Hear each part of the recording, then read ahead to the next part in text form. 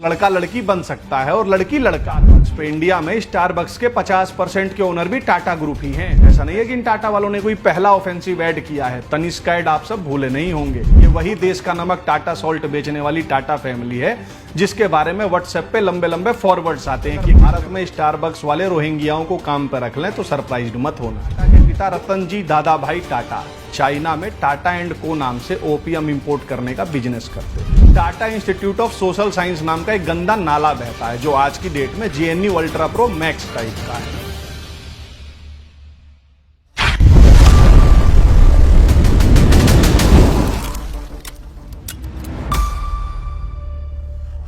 Starbucks का नाम सुना है आप लोगों ने? सॉरी, स्टारबक्स का क्या है वो? आप कहोगे इसमें कौन सी पूछने की बात है भाई, बड़ी कॉमन सी बात है। ये तो कॉफी की शॉप है, इनका मेन प्रोडक्ट जो है वो कॉफी है। तो मैं आपकी बात से डिसएग्री करता हूं। इनका जो मेन प्रोडक्ट है वो कॉफी नहीं है, बल्कि वोकनेस है। जी, वोक आइडियोलॉजी है। कॉफी तो इनका साइड प्रोडक्ट है। नहीं हो रहा विश्वास तो ये ऐड देखो।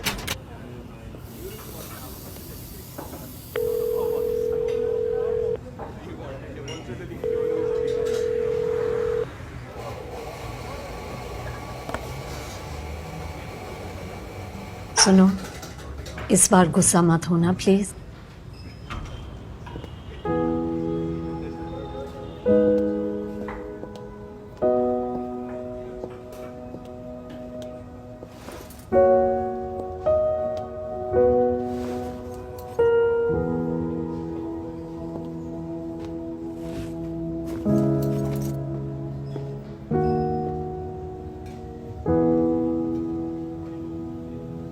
थैंक यू पापा for meeting me. I know बड़े साल बीत गए, लेकिन आप आज भी मेरे लिए सब कुछ हो।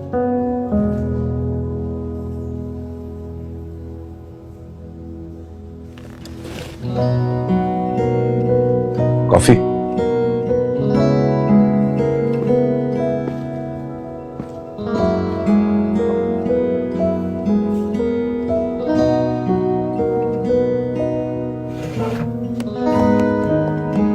तेरी आदतें नहीं बदली।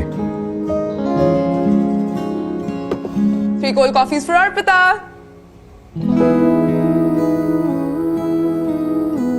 Free cold coffees for Arpita. बेटा, मेरे लिए तो आज भी मेरा बच्चा है।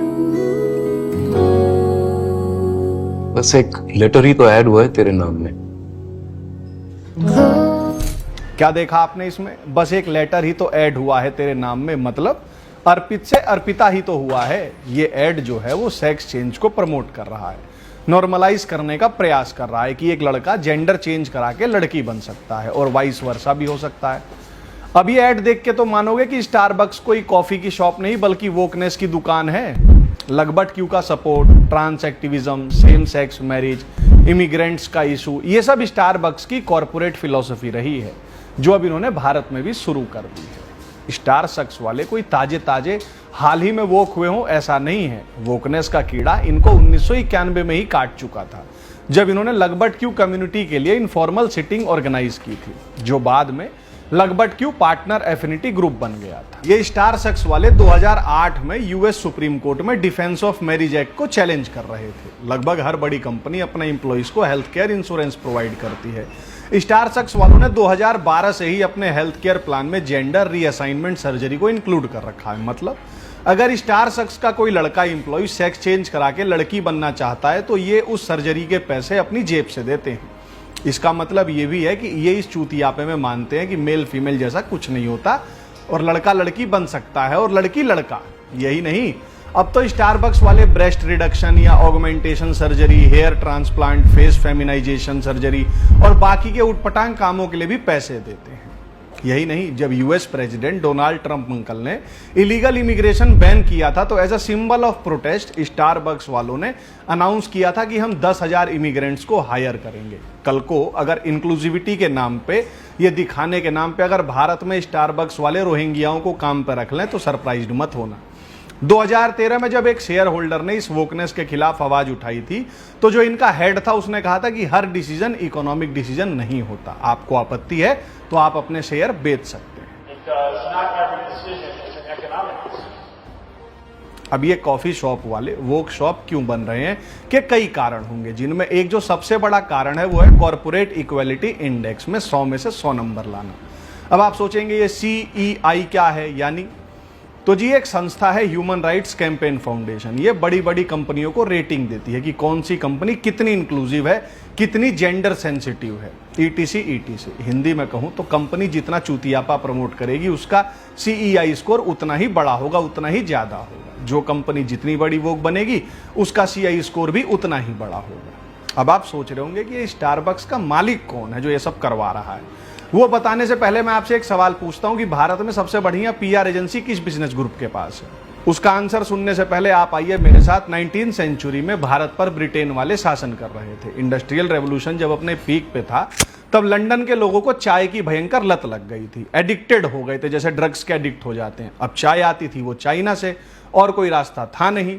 अब आप सबको पता होगा कि दो देश आपस में व्यापार करते हैं तो कुछ इंपोर्ट होता है तो कुछ एक्सपोर्ट होता है। अब अगर कोई देश केवल इंपोर्ट ही करे और एक्सपोर्ट कुछ करे नहीं तो ट्रेड डेफिसिट हो जाता है। यही ब्रिटेन के साथ हो रहा था, क्योंकि जो चाय वो इंपोर्ट कर रहे थे उसके बदले में चीन को एक्सपोर्ट करने को उनके पास कुछ था नहीं जिसकी चीन वालों को आवश्यकता थी। यही नहीं, चीन वाले ब्रिटेन को जो चाय बेचते थे उसके बदले में वे पैसे सिल्वर में लेते थे और ब्रिटेन से चांदी खाली हो रही थी। तो अब जरूरत थी वो कमोडिटी खोजी जाए जिससे इस ट्रेड डेफिसिट को ठीक किया जा सके, और अंग्रेजों ने ओपीएम यानी अफीम में पॉसिबिलिटी देखी। पर ये ओपीएम कैसे बेचें चीन को, क्योंकि अफीम बेचना तो इलीगल था चीन में। तो इन्होंने वही रास्ता निकाला जो बड़े बड़े तस्कर इलीगल सामान को लाने और भेजने के लिए यूज करते हैं, स्मगलिंग का। जी, अब ये इलीगल स्मगलिंग ऑफ ओपीएम का काम चीन में करेगा कौन? तो अंग्रेजों के लिए भाई कुछ भारतीय बिजनेसमैन आगे आए कि हम करेंगे साहब। और 19वीं सदी में जब भारत के स्वतंत्रता सेनानी अपनी मातृभूमि की स्वतंत्रता के लिए संग्राम कर रहे थे, ईस्ट इंडिया कंपनी से युद्ध लड़ रहे थे, ठीक तभी 26 ब्रिटिश और 21 अमेरिकन व्यापारियों के साथ मिलकर भारत के 26 बिजनेसमैन ईस्ट इंडिया कंपनी के लिए वाया हांगकांग चीन में अफीम स्मगल कर रहे थे।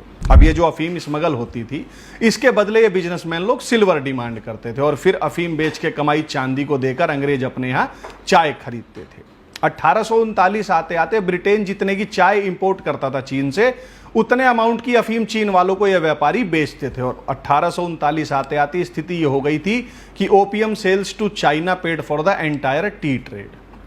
आप सबने ओपीएम वॉर्स के बारे में किताबों में पढ़ा होगा या सुना होगा। इन ओपीएम वॉर्स के बारे में आपको फिर कभी बताऊंगा। अभी एक लाइन में कहूं तो ओपीएम वॉर्स इसी इलीगल ओपीएम ट्रेड के लिए लड़े गए थे।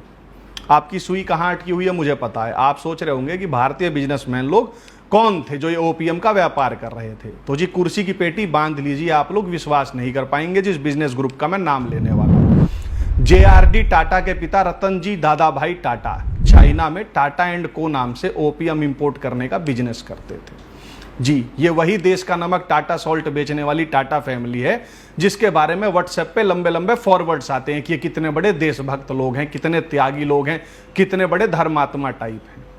जो 26 इंडियन फैमिलीज थी जिन्होंने अंग्रेजों और अमेरिकन के साथ मिलकर ओपीएम स्मगलिंग का काम शुरू किया था चाइना में, उनमें दो सबसे बड़े फेमस और इंपॉर्टेंट फैमिलीज थी, जमशेदजी जीजोभाई एंड रतन जी दादाभाई टाटा। क्राउन के प्रति दिखाई अपनी इस निष्ठा के कारण जमशेदजी जीजेभाई टाटा को 1842 में नाइटहुड की उपाधि मिली थी और ब्रिटिश एम्पायर की सेवा करने के लिए 1857 में इन्हें अवार्ड ऑफ बैरोटेंसी मिला था। ये वही साल था जब मंगल पांडे, रानी लक्ष्मीबाई, तात्या टोपे जैसे हमारे वीर क्रांतिकारियों ने देश को अंग्रेजों से आजाद कराने का प्रयास किया था जो असफल हो गया था।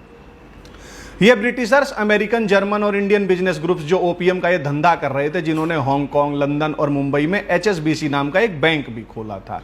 इस HSBC बैंक के डायरेक्टर्स में एक का नाम था रॉथस्चाइल्ड। जी, रॉथस्चाइल्ड, इसके बारे में फिर कभी। यही नहीं, भारत में TISS Tata institute of social science नाम का एक गंदा नाला बहता है जो आज की डेट में JNU ultra pro max type का है। JNU में जो एक्टिविज्म होता है वो मान लो एक रेडी पटरी है, तो टिस में जो गंदगी फैलाई जाती है वो स्टारबक्स का कैफे हो गया। ये लगबट क्यों हो या समाज को वेरियस आइडेंटिटी ग्रुप्स में बांटने का काम हो, ये सब टिस वाले हाईटेक तरीके से एकदम साउथ दिल्ली, साउथ मुंबई वाली सनाया के टाइप से करते हैं। ये टिस भी देश का नमक, टाटा नमक वालों का ही है, जहां पढ़ने वाले बच्चे देश और देशभक्ति जैसी सोच को मानते ही नहीं और ना ही वहां ऐसा कुछ पढ़ाया जाता है। अभी हाल ही में राजीव मल्होत्रा और विजया विश्वनाथन जी ने स्नेक्स इन द गंगा नाम की एक बहुत अच्छी किताब लिखी है, उसमें एक सेक्शन इन्होंने इस बात को डिवोट किया है कि कैसे इंडियन बिजनेस हाउसेज हैं वो ग्लोबल ब्रेकिंग इंडिया फोर्सेस को डायरेक्टली या इनडायरेक्टली फंड कर रहे हैं। इस किताब में इन लोगों ने बड़े डिटेल में बताया है कि हार्वर्ड यूनिवर्सिटी कैसे ब्रेकिंग इंडिया प्रोजेक्ट्स में शामिल है। उस हार्वर्ड यूनिवर्सिटी के 2010 से पहले के सबसे बड़े डोनर पता है आपको कौन है? Tata companies, sir Dorabji Tata trust और Tata education and development trust. बदले में हार्वर्ड वालों ने अपनी एक बिल्डिंग का नाम टाटा हॉल रख दिया है। पता है कितना फंड दिया था हार्वर्ड को इन टाटा वालों ने? $50 मिलियन। 1 मिलियन में होते हैं 10 लाख, तो 50 मिलियन हो गया $5 करोड़। अब आ जाओ, जो है मैंने वीडियो शुरू की थी स्टारबक्स पे। इंडिया में स्टारबक्स के 50% के ओनर भी टाटा ग्रुप ही हैं। ऐसा नहीं है कि इन टाटा वालों ने कोई पहला ऑफेंसिव ऐड किया है। तनिष्क का ऐड आप सब भूले नहीं होंगे, वो तनिष्क ब्रांड भी इन्हीं टाटा वालों का है। तो फ्रेंड, सबसे बढ़िया पीआर एजेंसी किसकी है कमेंट बॉक्स में बताना ना भूलें। बाकी स्टारबक्स की कॉफी पीने जाएं तो वहां अपनी कंप्लेन जरूर दर्ज कराएं। बाकी स्टारबक्स वालों, कॉफी बनाओ, समाज को डांगू नहीं। गो वोक गो ब्रोक सुना ही होगा तुम लोगों ने।